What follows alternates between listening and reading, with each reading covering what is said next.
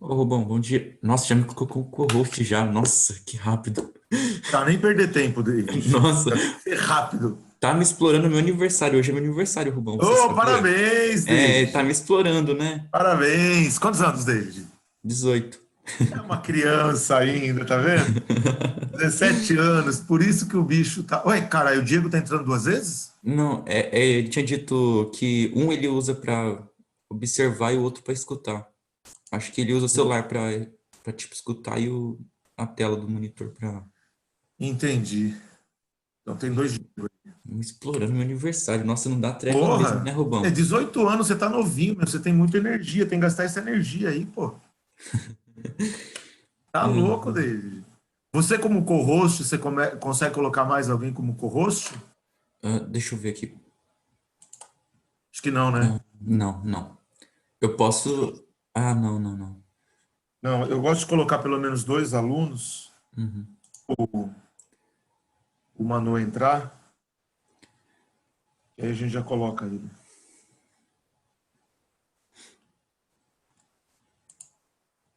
Professor, se quiser me colocar de co-host, pode também para dar uma folga, Não poder? faça Posso? isso, não, não faça isso. Você vai Por virar quê? co-host Pode. vai virar co-host todo dia. Conheço essa história. Não faça isso, Ah, Aí, pelo, já não, tô, é. pelo seu já, bem. já tô. Pelo seu bem, Não, não faça isso, não. Ó, o cara tá me expondo no aniversário. Você acha que isso é saudável? Não é saudável. Não Ah, é faça isso. aniversário do David, né, hoje? Isso.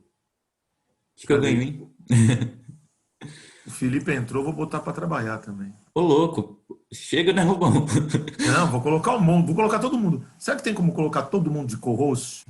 Eu acho que não, hein? Oi, esse da hora, hein? Vai Aí Será virar que a vocês gente tá uma ficam, fazendo várzea. isso mesmo? aí Vai vocês virar ficam uma tirando várzea. um, aí vocês ficam tirando um outro. Nossa, eu vou ficar mutando todo mundo.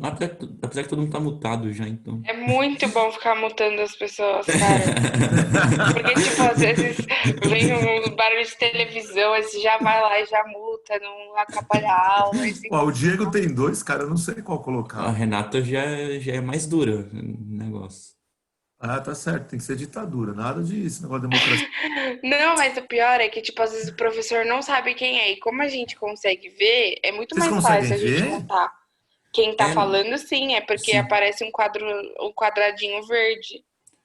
Ah, pra E E gente os não aparece aí o nada. professor às vezes nem tá na tela do Zoom, e aí, tipo, a gente sabe quem tá falando.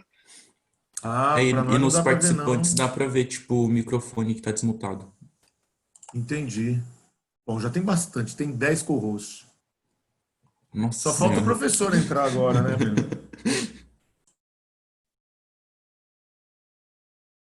Ai, cadê o Manu?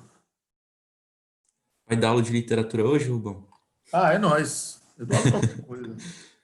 Ô, quinta-feira que vem.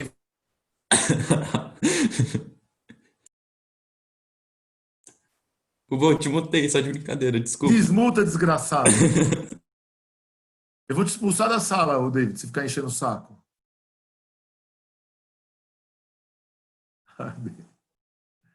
Cadê o Manu, pô? Fala, Calma, é Rubão, no seu tempo recado. O dele. que você ia falar, Rubão? Desculpe. Quinta-feira que vem vai ter aula, tá? Vai ser só você e a Ju? Não, vai ser duas da Ju de 60 minutos, uma minha entre 100 e 120 minutos, vai depender se vocês vão morrer ou não. Eu vou aumentar o intervalo, entendeu? E aí Uhum. uma do André. Ah, tá bom. Eu vou divulgar direitinho, mas. Pô, todo mundo aqui, caramba, cadê o Manu? Eu passei o link para ele no particular, caramba. Aê! Você tá admitindo aí, David? Eu não sei Tem que se visitar é eu, devagar, né? sou eu que tô Ah, fazendo. Tem que mentira visitar isso Ah, aí. muito Não, então. não, não, devagar. nada a ver, Eu nada e a a ver. Renata, Oh, só como eu e a assim? Não, Renata. Tá não, não, não, vendo? não. Bom Resto tudo dia. coadjuvante. Bom Resto tudo dia, coadjuvante. Manu. Chegou o dono da bagunça, já passei o rosto para ele. Tem um monte de aluno como co-host aí, Manu, que Hã? se algum aluno cair, eles mesmos liberam, tá? Tá bom. Aula tranquilo, tá bom? Beleza, Rubão. Tchau, gente. Boa aula. Obrigado pelas questões, viu, Manu? Valeu. Tchau, tchau. E aí, pessoal? Bom dia. dia, tudo bem? Bom Tudo, dia, professor, Manu, bom tudo dia. bem? A luz Você? tá boa? Tá? Café, muito não, né? Menos feio. Vai. Vamos lá. A gente vai... já começou o barroco, não já? Já. A gente começou falando do contexto histórico. Hoje eu vou falar um pouco mais dos dois conceitos fundamentais do barroco, que estão aí na apostila, o cultismo e o conceptismo, tá? Logo a seguir, a gente vai falar um pouco em Portugal, né, de maneira bem en passant, né, através da figura do Padre Vieira.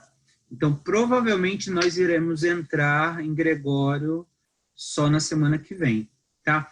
Eu não sei se vocês compraram, se vocês já têm, alguns já devem ter, os poemas escolhidos do Gregório de Matos. Edição selecionada pelo professor lá da USP, José Miguel Wisnik, que é a edição que a FUVEST pediu. Na verdade, o Boca do Inferno, né, o Gregório de Matos, ele tem, você tem centenas de sonetos, centenas de poemas. E claro que em nenhum cursinho, nem em sala de aula, nem no curso de letras, você tem o exercício de analisar todos os poemas, tá? Então, a gente vai analisar alguns. E como se analisa alguns? A partir das características, né? Como ele é barroco, e ele não é um escritor, por exemplo, do ponto de vista complexo, como Machado de Assis, né? Que do ponto de vista formal está à frente do seu tempo. As características barrocas estão ali redondinhas. Então, você precisa saber o contexto histórico da Reforma Protestante e da Contra-Reforma, né, que é um contexto europeu. Você precisa saber o contexto nacional, que é o contexto da exploração da Bahia, o contexto da exploração da cana-de-açúcar, e, a partir daí, você identificar na poesia do Gregório os dois conceitos, o conceito de cultismo e o conceito de conceptismo, né? E dentro desses conceitos, identificar as características barrocas, né? Que vão refletir o projeto literário barroco, que é a tentativa de unir ideias e elementos que são contrários. E essa tentativa vai se dar, sobretudo, por meio dos paradoxos, das antíteses, das hipérboles, das metáforas. Tá? Então, assim, do ponto de vista formal, identificar essas figuras de linguagem, e do ponto de vista temático, é identificar de que maneira aquele tema que está presente no poema do Gregório se relaciona com o barroco, que é a tentativa de fundir elementos contrários, e se relaciona também com a questão do Brasil colônia, com a exploração do Brasil colônia. Tá? Então, assim, é tranquilo, não tem muito segredo, não. E é o livro, tá? Que está na lista da FUVEST. Estão vendo aqui? Tá? Olha o tamanho. Ó. Isso tudo é poema. Ó. Não tem como você ler um por um. Então, como é que a gente faz? Né? O que eu costumo fazer? O que os professores costumam fazer de terceiro ano de cursinho? A gente escolhe os poemas mais significativos. Né? Triste Bahia. Deixa eu ver, eu não sei quais os poemas que tem aqui na... Pica-Flor, a Jesus Cristo Nosso Senhor, né? E uma coisa importante que vocês vão perceber é que nos poemas do Gregório de Matos, alguns temas camonianos estarão presentes. Por quê? Por que você vai ter em Gregório de Matos, mudanças constantes também, desconcerto do mundo também, sofrimento amoroso um pouco menos, porque o Gregório é bastante erotizado. A resposta é que, na verdade, o Gregório ele sofre influência do Camões. A explicação para isso seria o fato de que o Camões, né, ao escrever os seus sonetos, apresenta já características barrocas. E se você for estudar a fundo, não vai ser chamado de barroco, vai ser chamado de maneirismo, né? Você colocar Camões é barroco, é um peso muito forte. Você coloca Camões num lugar aí de contra-reforma que é muito gigantesco. Então você chama de maneirismo. Maneirismo seria uma espécie de transição de maneira bem sutil entre o final do Renascimento, que é onde o Camões bomba, né? Onde o Camões reina, com o Barroco, né? Que já vai se desenvolver, onde você já vai ter uma dinâmica forte da Contra-Reforma. Deixa eu desligar esse celular aqui, senão ele vai ficar pitando aqui agora na parede. Beleza? Então, ó, vamos lá. O Barroco, contexto histórico, reforma protestante contra reforma, e no meio disso tudo o homem sendo disputado. Tá? Essa disputa gera uma angústia. O que é o Barroco? É a expressão dessa angústia, que se configura na tentativa que o homem desse período tem, tanto na Europa quanto no Brasil, de fundir elementos contrários. Ele consegue fundir? Não, não consegue. Por isso ele se sente angustiado, por isso o pessimismo, tá? Ele não sabe se ele vivencia um carpe diem atormentado. Ele não sabe se ele vivencia os prazeres carnais ou se ele pensa no mundo celestial, né? O Barroco vai ser justamente a expressão disso, tá? O Barroco, eu já falei, vai se dar nas artes plásticas, né? Nas esculturas, nas pinturas, na música, e o que nos interessa é na literatura, tá? Falando das características gerais do Barroco, o Barroco é uma literatura extremamente hermética, né? Esse hermetismo se configura através do uso de vocábulos preciosos, né? Uma literatura difícil de ser lida, né? Porque você tem nos poemas barrocos um engenho, né? Que é justamente o jogo de palavras, né? Então é uma literatura repleta de dualismos, na pintura o uso de cores escuras, e na literatura, que é o que nos interessa de fato, a presença de uma linguagem rebuscada, repleta de figuras de linguagem. A partir daí, a apostila fala em tendência, eu prefiro chamar de conceito. Nós temos dois conceitos aí importantes, tá?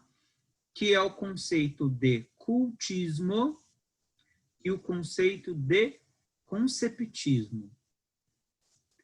Então, esses dois conceitos, eles vão, como eu posso dizer, comandar os poemas barrocos.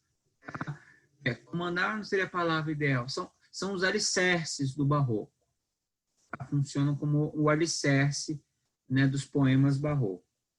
O cultismo, né, está mais ligado à forma, né, ao aspecto denotativo, ao aspecto metalinguístico, a construção da palavra, né, o jogo de palavras, né, o engenho sintático, as inversões sintáticas. O cultismo está muito ligado a essa ideia. Enquanto o conceptismo está ligado ao campo das ideias, né, dos temas, ao campo da argumentação. Ok? Isso é o conceptismo. Tá? Então, eu quero ler os dois textos que estão aqui. Um texto cultista do Vieira, que funciona como uma definição do cultismo, tá? E também um texto também do Vieira, que também ele traz à tona a questão do conceptismo. Está aí na apostila, beleza? Eu quero ler e aí a gente vai comentar esse texto. Todo mundo com a apostila na mão? Gente, Sim. eu só vejo Davi e a Renata. Eu estou falando só para os dois, não, né? O restante da sala está aí. É porque a gente tá com a câmera ligada, eu acho. Isso. Ah, tá, Não, Felipe. professor, É tamo porque aqui. parece que eu só dou aula para vocês 3, 4. Beleza. Ah, tá. É que, professor, tá na configuração de você só ver 4 pessoas. Ah, tá. Tá vendo? Eu não sei se aparece pra você, mas em cima da primeira câmera não tem, tipo, 4 tópicos ali em cima? Ixi, é porque tem como você ampliar, tipo... Ah, é? Mas aqui também ele vai ficar vendo o nome, né? Porque só Porque nós só quem estamos libera com a a câmera câmera, ligada. né? Verdade, justo. Tá.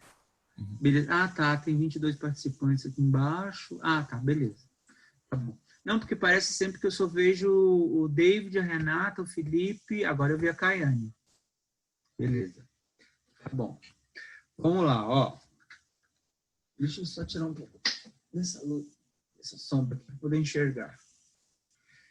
Então vamos ler um texto sobre cultismo. A gente já leu lá a parte sem o todo, aquela brincadeira estúpida que eu fiz da mão, né? Agora vamos ver como que essa ideia de jogo de palavras, né, aparece no texto do Vieira. O padre Antônio Vieira, a gente vai falar dele daqui a pouco, ele é um padre, obviamente, né, que vai estar ligado à Companhia de Jesus, enfim.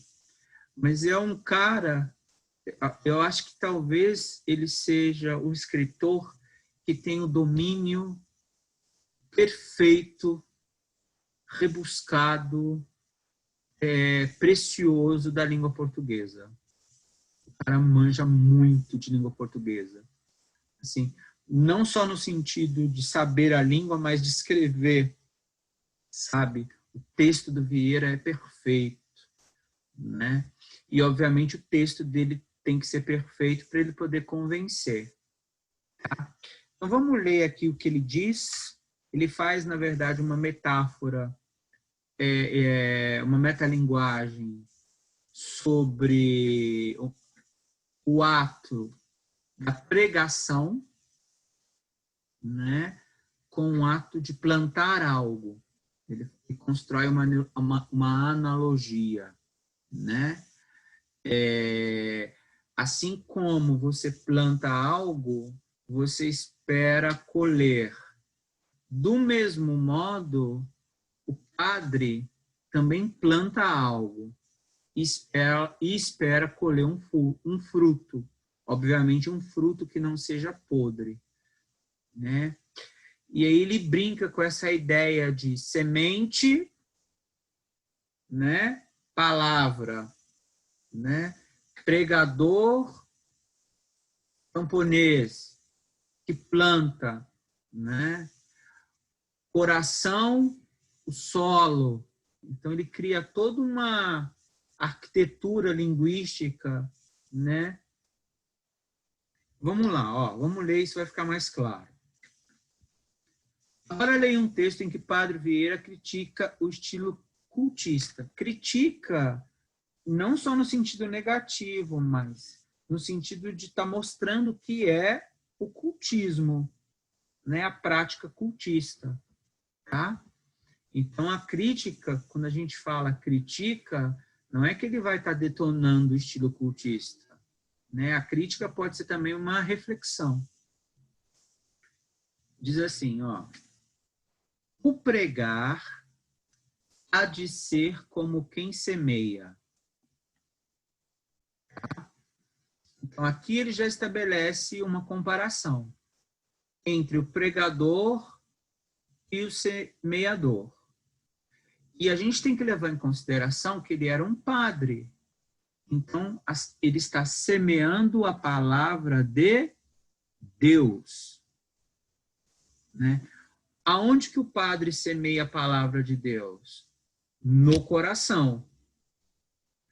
Essa palavra de Deus que está sendo semeada só vai dar fruto se o coração do homem, que é o solo, não estiver duro. Se o coração estiver seco, como uma caatinga, a palavra, a semente, ela não irá brotar. Né? Então, a analogia é em torno disso. E percebam que, por meio dessa metáfora, ele está fazendo uma discussão que é uma discussão metalinguística. Tá? Porque o papel do padre é pregar ou semear a palavra de Deus, né? A homilia, etc. Então, o pregar há de ser como quem semeia e não como quem ladrilha ou azuleja. Qual a diferença do semeador para quem ladrilha ou para quem azuleja? Sei lá, ele quis dizer que, pelo que eu entendi, que tipo, o pregador, ele faz uma coisa e espera algo. Já quem ladrilha esse negócio constrói algo, não sei Mas quem é se... mais importante? Quem cria a base? Quem semeia? Quem semeia. Quem é mais importante? É o pedreiro que constrói a base, né? O engenheiro lá que está, o mestre de obras que constrói a base, ou depois o arquiteto ou o ladrilhador que vai só fazer o contorno final. É o engenheiro. Né? Então, aqui já começa. Tá? O pregador é como um mestre de obras. É ele que planta o alicerce. Esse alicerce vai ser a palavra. Ordenado, mas como as estrelas. Está lá imanente. Aí ele vai usar uma expressão em latim, né? Está lá imanentes in ordine sua. Todas as estrelas estão por sua ordem, mas é a ordem que faz influência, não é a ordem que faça lavor. Se você olhar para o céu todos os dias, todas as estrelas do céu, se você for um observador, um cientista, você vai perceber que todas as estrelas do céu, elas estão ordenadas. Né? Todas as constelações. Né? É assim que se descobre um planeta. Né? Você toda noite observa, observa e observa. As estrelas, elas não mudam de lugar. Tudo tem que estar o quê? Ordenado.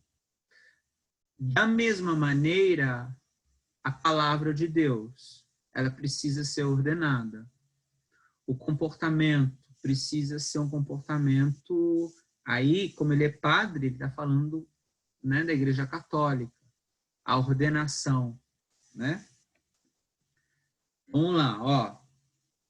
Não fez Deus o céu em xadrez de estrelas, como os pregadores fazem o sermão em xadrez de palavras? Olha o cultismo aqui. Né? Ele está comparando Deus ao pregador. Aparentemente, aquele caos celestial no céu, né? Aparentemente, ele se mostra caótico, mas ele não é caótico. Ele é ordenado, assim como o jogo de xadrez. Vocês sabem jogar xadrez? Eu não sei jogar xadrez. Tá? Como que é o jogo de xadrez? O jogador de xadrez, ele tem que Como é que tem que ser o comportamento do jogador de xadrez? Vamos pensar. É um comportamento caótico? Como é que tem que ser o comportamento? Ele tem que fazer um movimento X, só que ele tem que fazer um movimento X prevendo qual vai ser o movimento do opositor, não é isso? Ele não tem que ficar o tempo inteiro. Por que a partida de xadrez dura horas? Já viram? Horas e horas e horas. Porque ele joga de qualquer maneira? Não.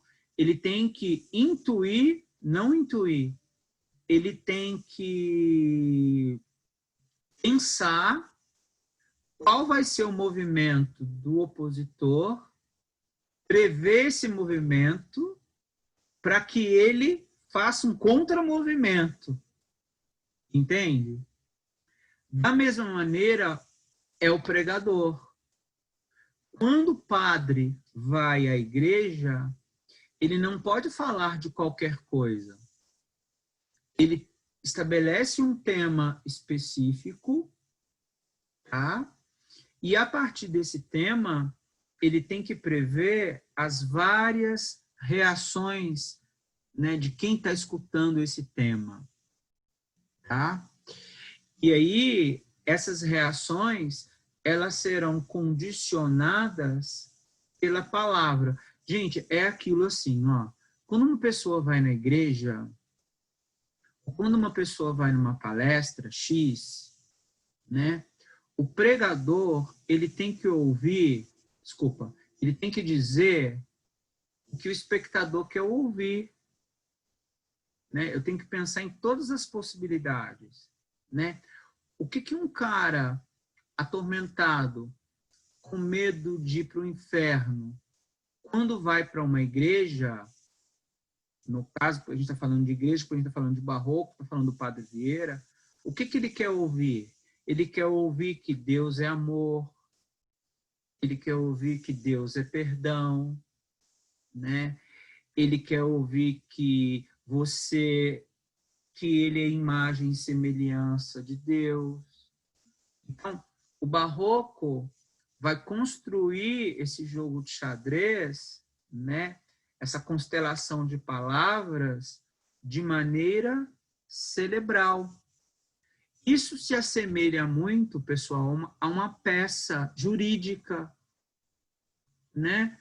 Então, eu peguei um caso X para defender alguém, o advogado, que é uma profissão barroca por excelência, ele vira e fala assim, eu preciso estudar, né, o seu caso. O que é estudar o seu caso? É justamente montar essa peça teatral. Vocês já viram? Tanto que um julgamento é uma encenação teatral. Vocês já viram? Eu tenho que estudar as testemunhas, né? Os acontecimentos. Eu tenho que pungir, tocar os jurados, né? Então, tem toda uma construção ali, né? Eu tenho que buscar as lacunas da lei, né? Então, tudo para eu conseguir convencer o juiz de que o meu cliente é, obviamente, inocente. E é extremamente difícil, porque eu tenho uma oposição ali, né? Você tem dois advogados, um do lado, um do outro, um defendendo, construindo uma defesa e o outro acusando, né? E vai sair vencedor quem melhor argumentar, ou quem melhor fazer uso do conceptismo, né? Vocês já viram, vale a pena vocês assistirem, um filme que é ótimo para redação também, não sei se vocês já viram, que se chama 12 Homens e uma Sentença. Já ouviram falar desse filme? Acho que todo professor, quando trabalha texto dissertativo, coloca para os alunos verem. Já ouviram falar desse filme? Já ouvi falar. Um cara que... é a história de um rapazinho que é acusado de matar o pai. Aí ele vai para julgamento. Aí o que acontece no julgamento? São escolhidos 12 jurados aleatórios. Tá? de níveis culturais diferentes. E aí eles se reúnem na sala para dar o parecer se o rapaz é inocente ou culpado. E aí o protagonista do filme, que é um dos jurados, né, todas as provas estão contra o rapaz. Tá? Só que eles precisam chegar num consenso. Né? Todos decidiram que ele é culpado, todos decidiram que ele é inocente. E o placar dava sempre 11-1. 11, ele é culpado. 1, ele é inocente. O filme inteiro é o quê? Esse 1 convencendo os outros 11, né, de que o rapaz não é culpado. O rapaz é inocente. E dá-lhe argumentação, dá-lhe construção argumentativa, dá-lhe conceptismo. E aí ele vai usando os argumentos da história, vai trazendo lá os flashbacks, e no final ele consegue demover as ideias dos jurados, e todos os jurados chegam à conclusão de que o menino era inocente. Né? E o filme termina de maneira belíssima, com ele se despedindo dos outros jurados na escada, porque, né, cada um tinha uma vida. Então, assim, é um filme que trabalha muito essa ideia barroca, da construção argumentativa. Tá? Vamos lá, ó. Então diz assim: não fez Deus o céu em xadrez de estrelas? Como os pregadores fazem o sermão em xadrez de palavras? Tem que pensar. Se de uma parte está branco, da outra há de estar negro, né? O tabuleiro. Se de uma parte está dia, da outra está noite. Olha as características barrocas aqui, a dualidade, né? O branco com o negro, né? O dia com a noite. Ó, percebendo? Isso aqui já é característica barroca, né? Se de um dia está branco, né? Do outro lado está a noite. Se um lado do tabuleiro está branco, o outro lado está preto.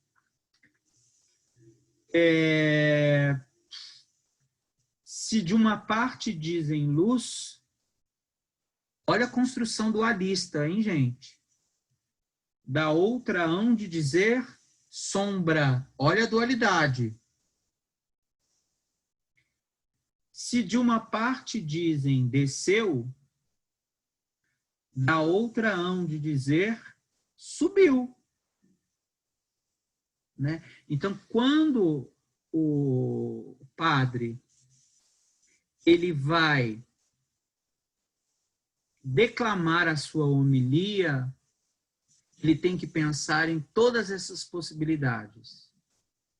Porque se eu disser é noite, alguém na plateia vai dizer há também o dia.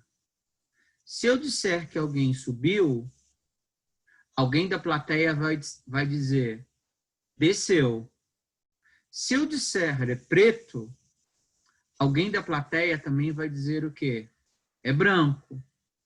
Então, eu, como jogador de xadrez, tenho que refletir sobre os passos do outro, né?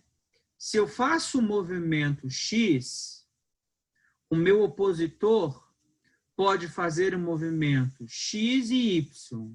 Se ele faz o movimento X, acontece isso. Se ele faz o movimento Y, acontece aquilo. Só que se ele faz o movimento X, vai acontecer uma ação e essa ação vai reverberar em mim. Então, eu tenho que ter outra ação.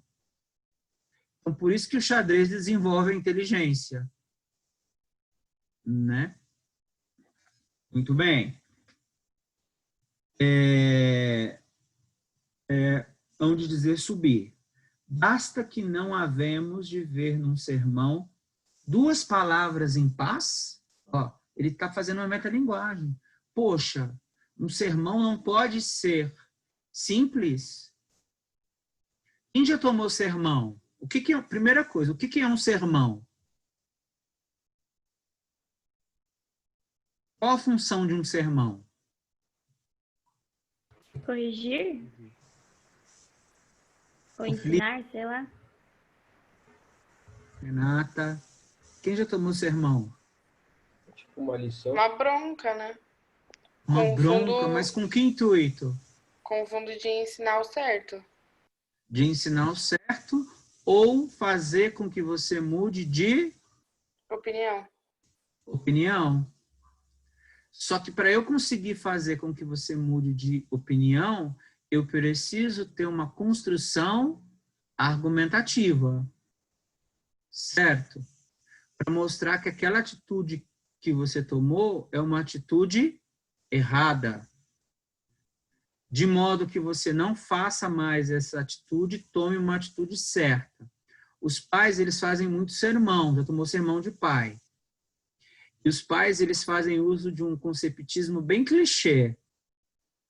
O introito dos pais é assim: olha para você, faz aquela cara, faz assim. Aí você fala, o que foi, pai? Aí o seu pai vira e fala assim, para, não confio mais em você. Pronto. É um argumento bem ralé, né? Mas que consegue, pô, meu pai não confia mais em mim. Não diz nada. Pedir a confiança. Pronto. Ali ele já começou a construir um argumento para te fazer mudar de ideia, né? Então, Vieira está falando isso. Por que os sermões não podem ser fáceis? Ó, basta que não havemos de ver num sermão 2 palavras em paz, todas hão de estar em fronteira com seu contrário.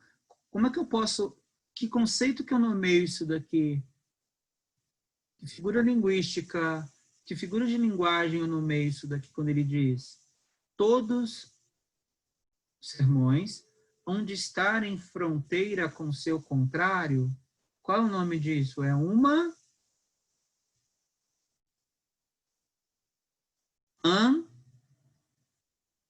antítese. Ok? É uma antítese. Tá? Aprendamos do céu o estilo da disposição, também das palavras. Então, no primeiro momento, quando você olha o céu, ele aparentemente está caótico. Ele aparentemente está desorganizado, mas não está. Ele está totalmente ordenado. Né? Aprendemos do céu o estilo da disposição, também o das palavras. Olha a metalinguagem. Como hão de ser as palavras? Como as estrelas?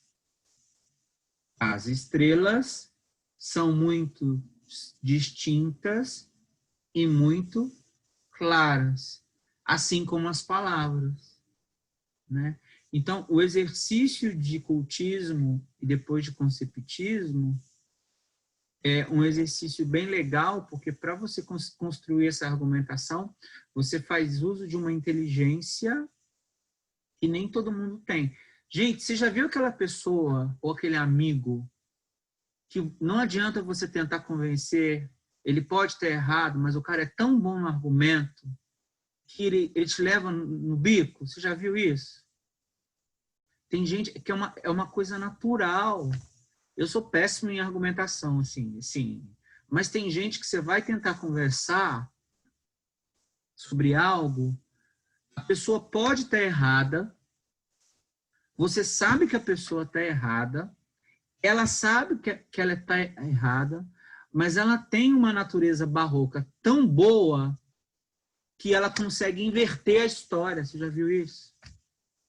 Dá uma raiva, você se sente um bosta, né? Mas, enfim. Professor, Oi. A Bia perguntou no chat se antíteses e paradoxos não seriam um conceptismo e metáforas, essa parte mais Sim, conteudista. na verdade, repete a pergunta. Ela perguntou se antíteses e paradoxos não seriam conceptismo.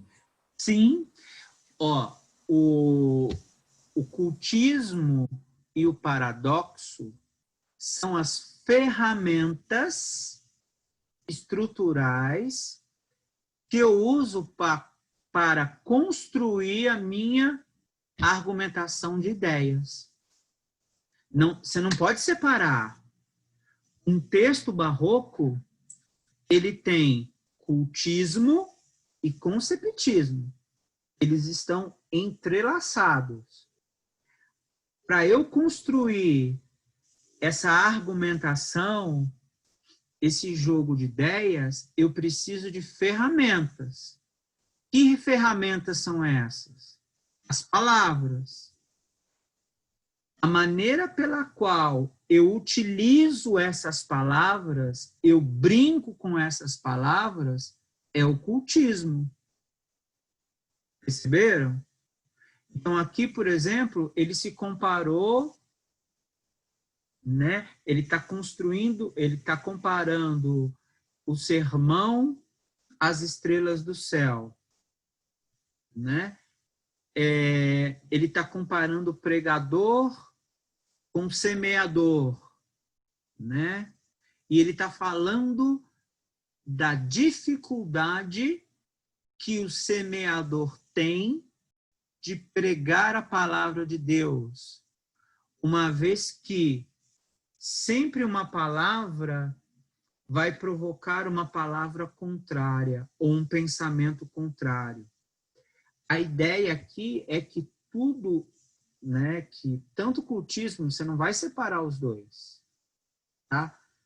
É que você tem os dois recursos que se misturam, ok? Tá? Na verdade, as figuras de linguagem, o jogo de palavras, é o cimento que vai moldar os seus argumentos, que vai dar força para os seus argumentos. Perceberam isso?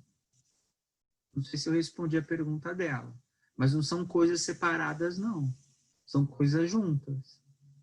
Tá? Professor, só uma dúvida Oi. minha agora. Eu tenho muita dúvida quando você fala metalinguagem. Tipo, para mim, metalinguagem é quando você define algum conceito, sabe? Aí, tipo, Não eu tinha só falado quando isso, eu não define, entendi.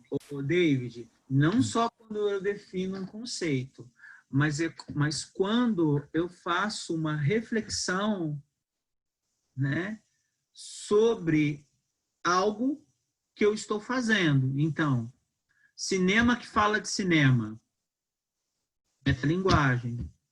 Eu faço uma peça de teatro sobre uma peça de teatro. Shakespeare fazia muito isso no Comédia de Erros, por exemplo. O Truffaut, por exemplo, vocês conhecem um diretor chamado Truffaut? François Truffaut, da Nouvelle Vague? Ele tem um filme que se chama Uma Noite Americana. Qual é a história de um filme? É a história de um diretor que está fazendo um filme. O que é isso? Metalinguagem. Um poema que fala de poema. Metalinguagem. Aqui ele está falando do quê? Ele está falando da dificuldade que é de se fazer o quê? Um sermão.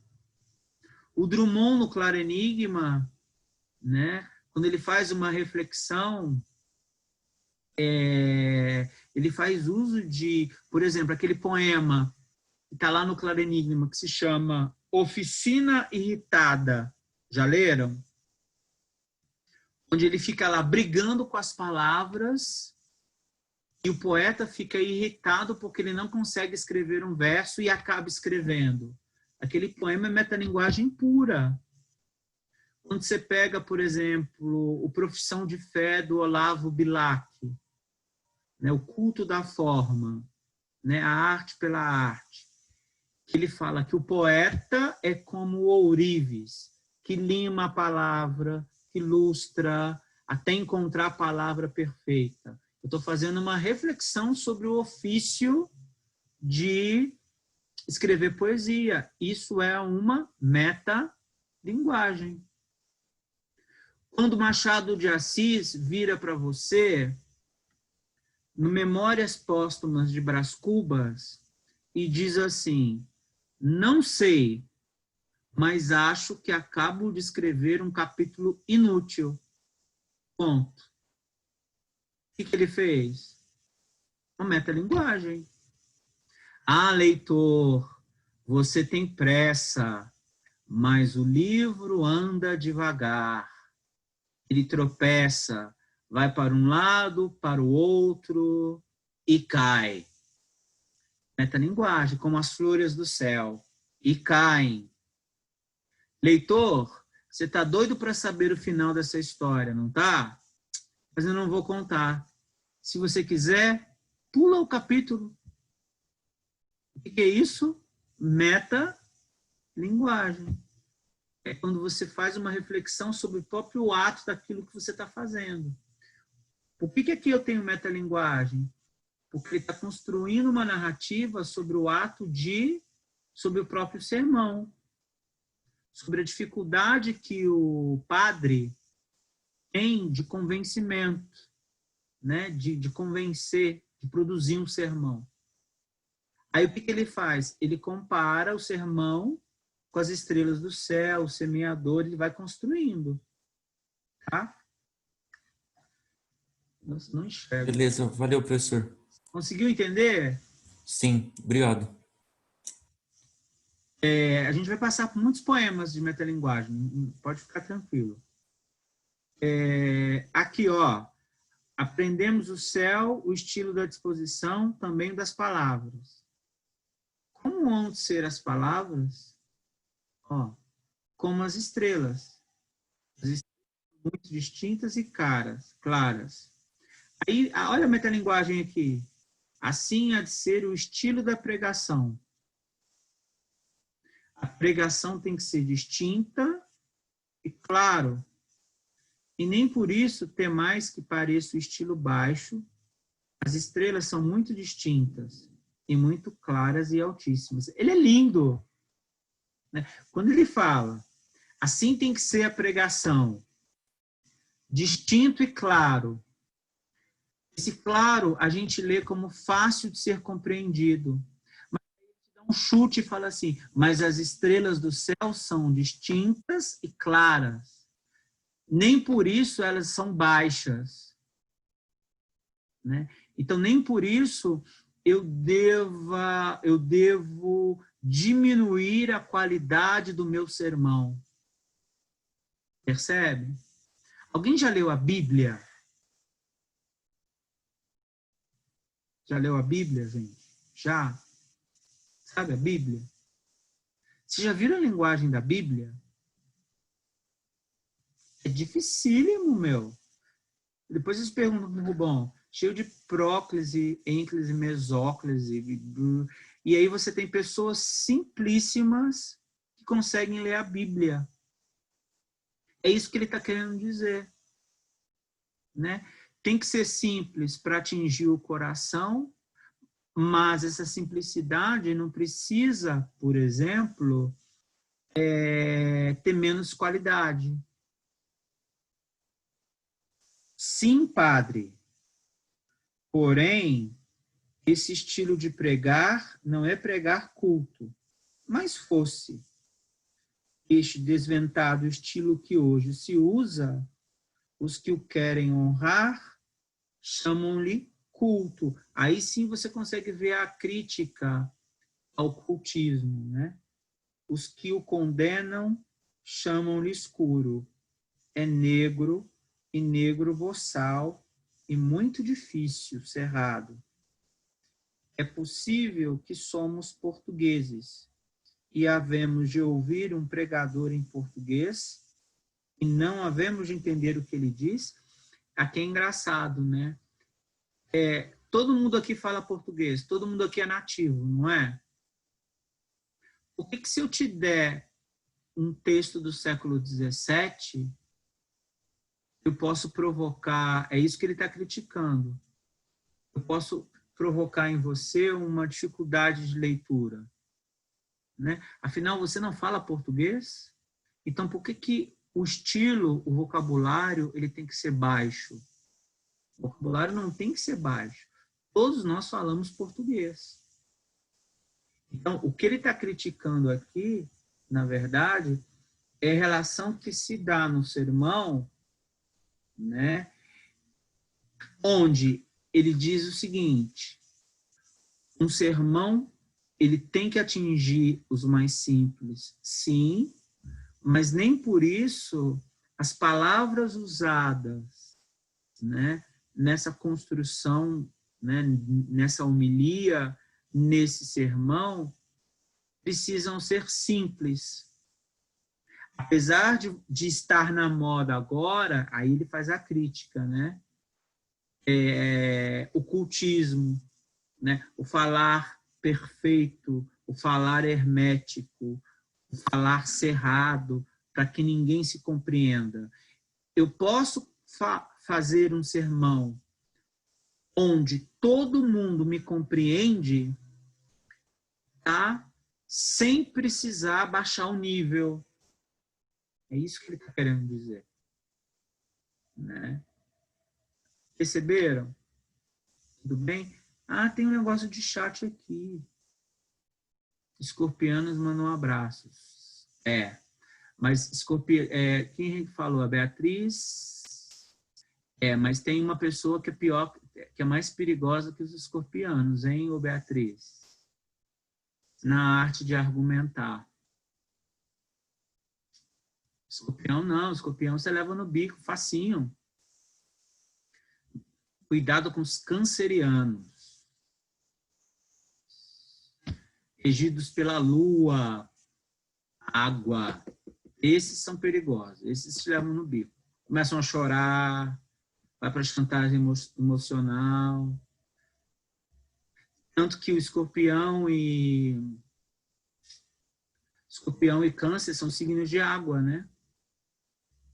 Só que o escorpião é água turva. Então você meio fica na defensiva rápido, porque você sabe que ele vai te picar. Agora o canceriano não. O canceriano vem com eu gosto de você, aí chora, né? É um signo extremamente manipulador. Beleza? Gente, ontem eu estava lendo uma coisa, antes da gente partir para o conceptismo. Por que 2020 está sendo um ano fodido e o mundo vai acabar em 2020?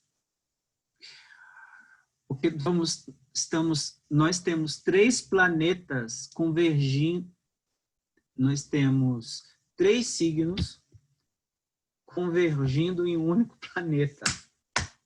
Todo fodido. Saturno, Júpiter e Plutão, tudo convergindo no Sol. Por isso que traz tudo. Pandemia, pré-ditadura, Estados Unidos caótico. Tudo destruição total. A minha proposta para esse ano foi fechar tudo e a gente fazer carnaval o ano inteiro. Não, olha, Isa, também acho, viu? Porque tudo no Sol. O que é o Sol, né? Sol é o mundo, Sol que rege a Terra. Sol sou eu, né? Sol sou eu. Saturno são as regras, né? Júpiter é a proteção. Mas aí você tem o Plutão ali no meio, o Plutão foge com tudo. Ele é pequeno, mas ele foge com tudo. Os 3 convergendo no Sol, eles têm pandemia. Não sei como não explodiu nenhuma guerra ainda. Quer dizer, bomba nuclear. Beleza? Mas vamos parar de falar de astrologias, vamos ao conceptismo. Tudo bem até aqui, gente? Vocês entenderam aqui? É difícil. Ah, professor, eu achei estranho. É estranho mesmo porque é hermético, tá? Mas O barroco é difícil mesmo, não tem como sair disso. Conceptismo é a valorização das ideias, ou do conceito, ou do argumento, constituído por sutilezas do raciocínio e pensamento lógico feito por meio de comparações e analogias. Há um prazer de sempre encontrar novas sutilezas do pensar, do inventar, da agudeza intelectual, né? E em função disso que este estilo é geralmente conhecido como jogo de ideias. Tá? O conceptismo não é nada mais, nada menos do que a arte da construção argumentativa para convencer alguém de algo ou de alguma coisa. As ferramentas que eu utilizo nessa construção argumentativa são as palavras. É o jogo de palavras. Esse estilo recebeu forte influência do espanhol Quevedo, né? A gente costuma chamar de quevedismo. Então, se aparecer no seu Enem, gongorismo é jogo de palavras. Se aparecer no seu Enem, quevedismo é jogo de ideias. Pode aparecer porque eles podem ser sacanas e colocar, mas que porra é essa? O que é quevedismo? Quevedismo é jogo de palavras, de ideias, desculpa. Gongorismo de palavras. Apesar de ser predominantemente na prosa, sermão, tá? Também existe na poesia, principalmente na do Gregório de Matos, quando Gregório tenta convencer Deus de que ele merece um lugar no céu. Então ele vai tentar argumentar ali com Deus. Tá? Também existe na poesia. Olha o exemplo de um texto conceptista. Então, vamos ler que é importante.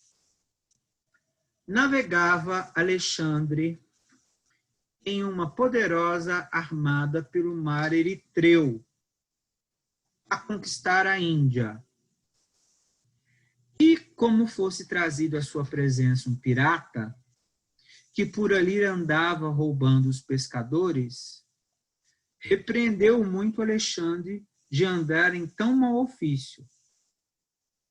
Porém, ele, que não era medroso nem lerdo, respondeu assim: basta, Senhor, que eu, porque roubo em uma barca sou ladrão, e vós, porque roubais em uma armada, sois imperador?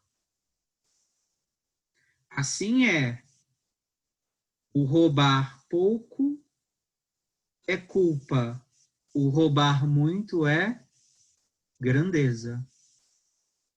Tá? Então, aqui ele constrói uma analogia, né? Se eu roubo um pão, eu sou ladrão. Mas se eu invado um território que não me pertence, eu sou um imperador. Percebe a diferença? Né? Se eu descubro um continente novo e promovo nesse continente um estupro cultural, eu sou um imperador. Eu sou nobre, eu tenho grandeza. Se eu roubo um prato de comida, eu sou um mísero ladrão. Né? O roubar pouco é culpa, o roubar muito é grandeza. O roubar com pouco poder faz os piratas. O roubar com muito, os Alexandres. Que Alexandre ele está falando? Alexandre o Grande? O Grande. Tá? E a gente pode pensar em Napoleão Bonaparte, a gente pode pensar no Trump, nos Estados Unidos, né? Então, quer dizer, se eu sou um ladrãozinho de quinta categoria, eu sou um pirata. Se eu sou um ladrão de colarinho branco, eu sou um governador, um presidente. Ó, aí ele vai construir a argumentação dele. Ó. Qual é a palavra-chave? Roubo. O que ele quer mostrar? Que o ato de roubar ou o conceito de ladrão é muito relativo. O ladrão que furta para comer não vai nem leva ao inferno. Os que não só vão, mas levam, de que eu trato, são os outros ladrões de maior calibre e de mais alta esfera, os quais, debaixo do mesmo nome e do mesmo predicamento, distingue muito bem São Basílio da Gama. Eles falam assim, ladrão de galinha não vai para o inferno. Quem vai para o inferno são os intelectuais, né? Os que têm domínio, os que têm cultura. Né? Não só são ladrões, diz o santo, os que cortam bolsas, ou espreitam os que se vão banhar para lhe escolher a roupa. Os ladrões que mais própria e dignamente merecem esse título são aqueles a quem os reis encomendam os exércitos e legiões ou o governo das províncias. Gente, alguém sabe me dizer por que ele está fazendo uma crítica aos ladrões? Por que ele está considerando os imperadores ladrões, levando em consideração o contexto histórico da época? Por que ele está fazendo um sermão onde ele coloca os grandes ladrões e os imperadores? Qual é o contexto histórico da época? Qual é o contexto histórico da época? Pode ser Colonialismo? uma interdisciplinar com literatura e história. Qual é o contexto histórico? É o colonialismo? Isso, grandes navegações, levando em consideração que ele é um padre português, levando em consideração que no século XVI Portugal é o centro do mundo. Então ele está fazendo uma crítica também a Portugal aqui, né? Então o ladrão não é o que rouba a roupa, mas o que invade território, né? Deixa eu ver aqui. Os ladrões que mais próprio dignamente merecem esse título são aqueles a quem os reis encomendam os exércitos e legiões, ou o governo das províncias, ou a administração das cidades, os quais já comanda, né, com força, roubam e despojam os povos. Os outros ladrões roubam um homem. Estes roubam cidades e reinos. Os outros ladrões furtam debaixo do seu risco. Estes sem temor nem perigo. Os outros, se furtam, são enforcados. Estes se furtam e enforcam. Diógenes, que tudo via com mais aguda vista que os outros homens, viu que uma grande tropa de varas e ministros de justiça levavam a enforcar uns ladrões, e começou a bradar: lá vão os ladrões grandes a enforcar os ladrões pequenos. Fantástico. Ditosa Grécia, que tinha tal pregador, e mais ditosas as outras nações, se nelas não padecer a justiça os mesmos afrontas. Quantas vezes se viu em Roma ir a enforcar um ladrão por ter roubado um carneiro, e no mesmo dia ser levado em triunfo, olha a analogia, um cônsul ou um ditador por ter roubado uma província. E quantos ladrões teriam enforcado estes mesmos ladrões triunfantes? Então ele criou, perceberam a analogia? A argumentação? Né? Quem é ladrão de fato? Né? O que rouba o pão ou que invade território? Né? Essa afirmação do Diógenes, lá vão os ladrões enforcando ladrões, é muito significativo. Né? Então, por que o ladrão que invade território, ele não é visto como ladrão? porque ele detém o poder. O que rouba um mísero pedaço de pão não tem poder. Então aqui, por exemplo, esse sermão dele, que é o sermão do bom ladrão, e olha, sermão do bom ladrão, tem uma antítese aqui, no título. O que o título é uma antítese? Porque associar o bom com o ladrão é o contrário. Porque nenhum ladrão é bom. Percebe? Se eu chegar para você e falar, oi, prazer, David, eu sou ladrão, tudo bem? Você vai sair correndo? Vamos almoçar? Não, não almoçar com você. Você é ladrão? Mãe, tô namorando um ladrão, viu? Que legal, né? Então, o título já tem uma antítese. O que ele vai fazer aqui? Isso dava, por exemplo, uma questão de segunda fase para você relacionar qual é o ideal conceptista aqui. Ele está questionando quem é ladrão de fato. E aí eu poderia pedir para que você estabelecesse uma relação entre o argumento que ele está defendendo, que a ideia de ladrão é uma ideia relativa, com o contexto histórico e literário da época. Contexto histórico da época, grandes navegações. Quem é que ele está criticando? Portugal. Projeto literário, ambiguidade do ladrão. Quem é ladrão de fato? O que rouba um pão ou aquele que invade territórios? Percebe? Então, daria uma questão linda de história com literatura no primeiro dia, já que todo mundo no primeiro dia vai fazer língua portuguesa, literatura e redação. Todo mundo entendeu essa construção dele? Sim? Beleza? Barroco em Portugal, tá? O Vieira, ele não está na lista da FUVEST, mas ele está na lista da Unicamp, com o sermão da quarta-feira de cinzas, tá? Quem está de Barroco na FUVEST é o Gregório de Matos.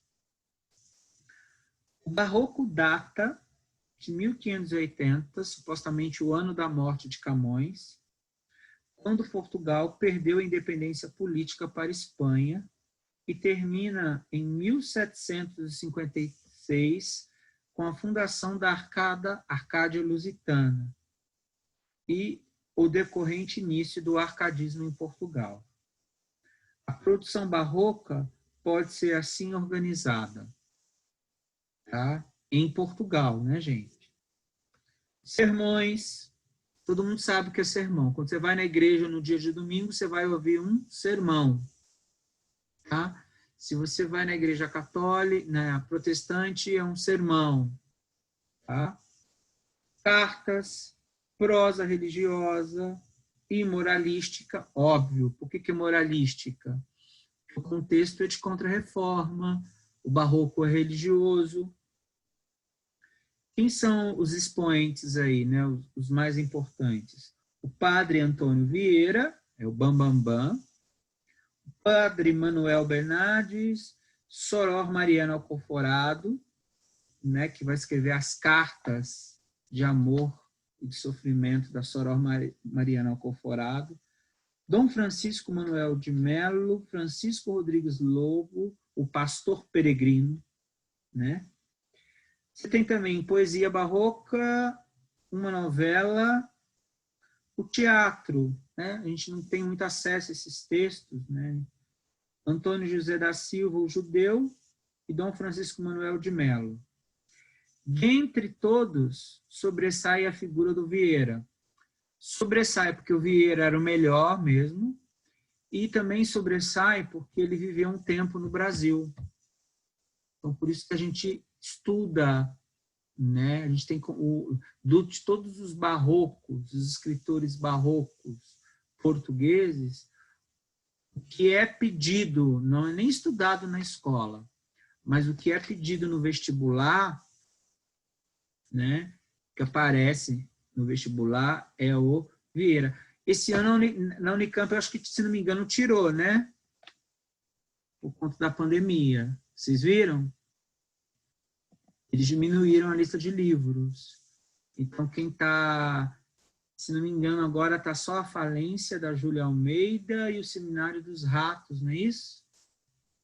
Eu vou conferir na próxima hora e falo para vocês. Mas a Unicamp enxugou a lista de livros por conta da pandemia. Como vocês estão no ritmo de estudo bom, pelo que eu vejo ali nas mensagens, se você está nesse ritmo, tipo, é a sua chance. É a sua chance. Porque a maioria das pessoas não estão estudando. Vieira. Nasceu em Lisboa em 1608, morre em Salvador em 1697. O ponto culminante do barroco em Portugal é a obra do Vieira. Dividido entre Portugal e Brasil, Vieira sintetiza como nenhum outros conflitos e a inteligência apurada do homem barroco. Quando eu falo conflito, eu estou falando na tentativa de unir ideias contrárias, difundir elementos contrários. Então, o Vieira, ele vai fazer isso muito bem. Obras principais do Vieira, tá? O Sermão da Sexagésima, onde ele vai falar da arte de pregar. Se ele vai falar da arte de pregar, provavelmente esse sermão, provavelmente não, é um sermão repleto de metalinguagem. Sermão pelo bom sucesso das armas de Portugal contra as da Holanda. Misericórdia. Sermão de Santo Antônio, Vieira. Sermão de Santo Antônio aos peixes. Trata da escravidão indígena praticada pelos colonos europeus. Sermão do bom ladrão, que é o trecho que a gente leu, onde ele compara os pequenos ladrões aos grandes ladrões. E quem são os grandes ladrões? Os burgueses, né? Os que estão lá nas grandes navegações. E o que estava na lista da FUVEST, que é o Sermão da Quarta-feira de Cinza. São 2 sermões que estavam na lista, onde ele trata da distinção entre os vivos e os mortos. Não só isso, né? Ele vai falar muito no sermão de Quarta-feira de Cinzas sobre o pecado, né? O que é a Quarta-feira de Cinzas?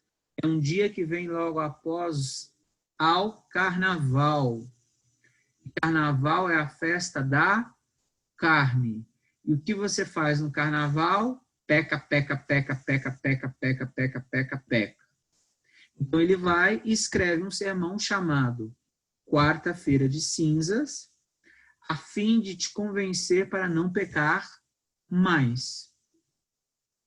Tá? Escreve também profecias, histórias do futuro, esperanças de Portugal. E aqui uma coisa importante que pode aparecer no Enem, mas eu acho difícil, mas pode aparecer as partes do sermão, sabe? Como é que um sermão é composto? Eu quero escrever um sermão, se é um sermão, ele é religioso. Então, meu sermão, a la Vieira, né, ele tem a seguinte divisão, que você consegue perceber ao analisar. Tem um tema, tá? Passagem bíblica na qual se baseia o sermão. Então, eu vou te... O tema do nosso sermão hoje é o perdão. Então, eu vou começar com uma passagem bíblica. Tá? Essa passagem bíblica, o tema é o perdão. Eu vou começar falando que se alguém bater no seu rosto, você tem que virar o outro. Beleza? Ou que você precisa perdoar, eu vou utilizar a Bíblia, e a Bíblia é a palavra de Deus, é irrefutável. Na Bíblia está escrito que eu preciso perdoar 70 vezes 7. O nosso tema hoje é sobre o perdão. Aí eu começo a construção de toda uma argumentação de modo a te convencer, de modo a levar você ao perdão. Perdoar alguém ou ser perdoado. Aí no final todo mundo chorando. Aí eu viro e falo assim, agora abraça aquele seu irmão que você há tanto tempo não falava. Aí as pessoas se abraçam. Quer dizer, o sermão funcionou. Né? O introito, antecipação da estrutura e da sequência das ideias a serem defendidas. Então, antes, se a ideia é falar sobre o perdão, eu começo o meu sermão contando uma historinha, sabe? Havia um rapaz, há muito tempo atrás, sabe? Fazendo toda uma preparação, né? Conto uma história antes. Obviamente, essa história tem como tema central o quê? Perdão. Tá? Depois eu faço uma invocação, onde eu peço inspiração, geralmente a Virgem Maria, tá? Para executar as minhas ideias.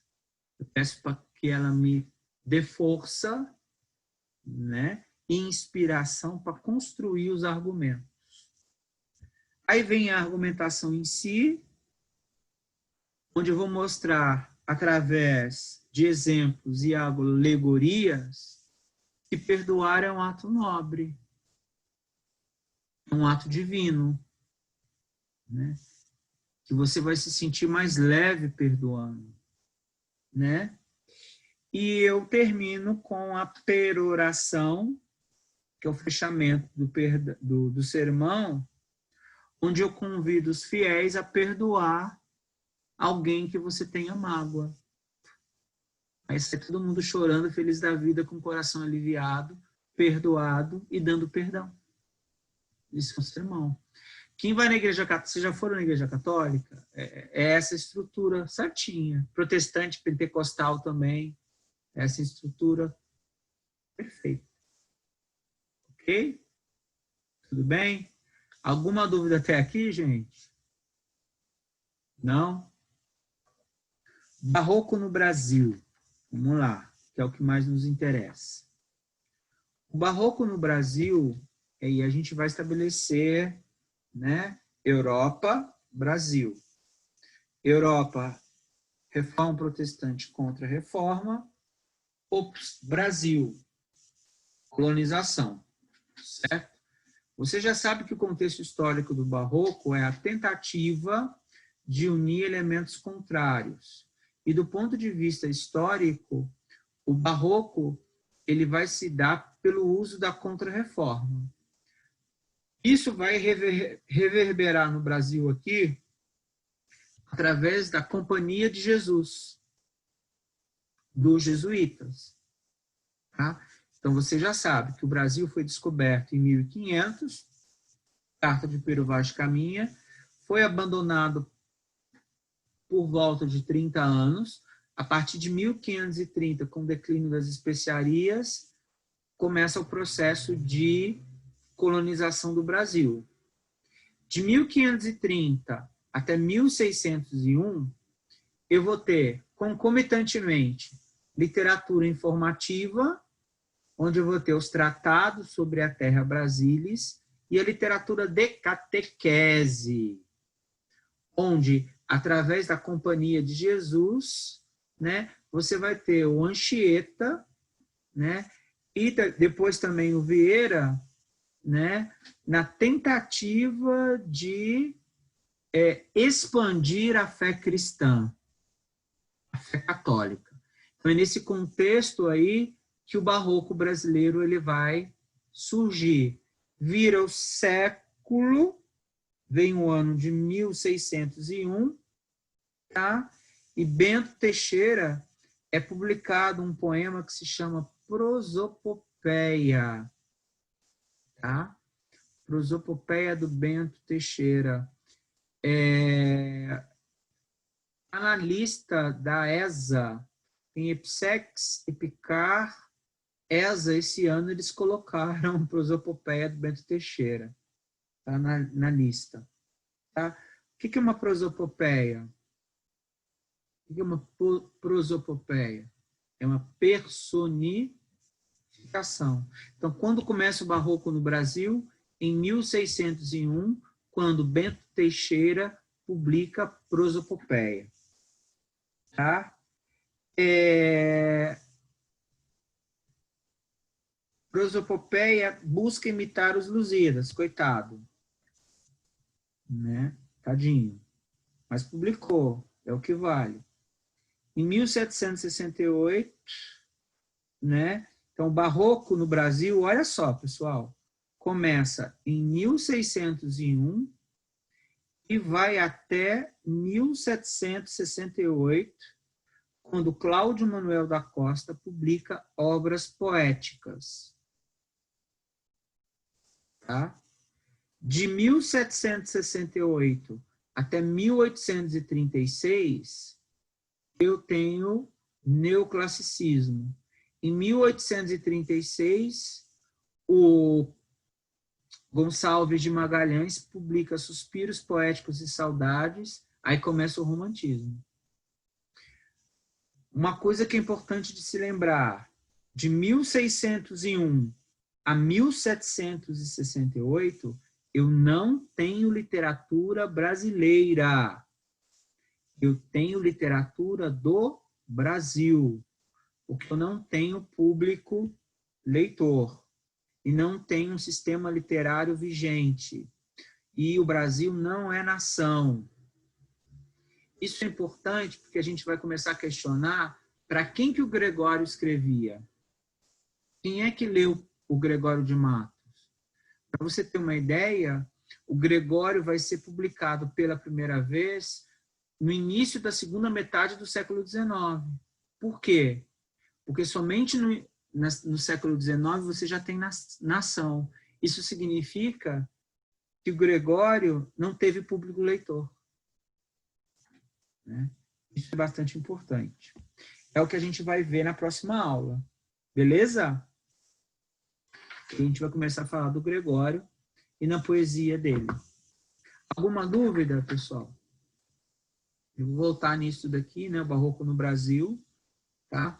O Barroco no Brasil ele vai se dar em Pernambuco, ele vai ocorrer em Minas Gerais, ele vai ocorrer em Salvador. Tá? Em Salvador, um destaque para o Gregório de Matos, em Minas Gerais, com destaque para o Aleijadinho, né? As igrejas barrocas de Ouro Preto, né? Mariana, Congonhas do Campo, né? Aquela coisa ali. Beleza? Então, na próxima aula, a gente entra no Barroco no Brasil. Alguma dúvida? Não, Felipe? Ok. André? Gabriel Ernesto, que eu não sei quem é. Silas? Beatriz? Tudo bem? Aline? Então é isso, gente. Valeu, professor. Obrigado. Obrigado, professor. Qualquer Obrigada, dúvida... Manu. Até. Vocês estão cansados, né? Uhum. Aham. Não, Ainda só vai- um pouquinho. Ainda tem aula ainda. À Isso, tem tarde. plantão Nossa. também. Nossa. Misericórdia. Tá bom, beijo. Tchau, professor. Beijo, Muito Manu. obrigado. Tchau, tchau. Tchau, tchau. Tchau, professor. Tchau, tchau.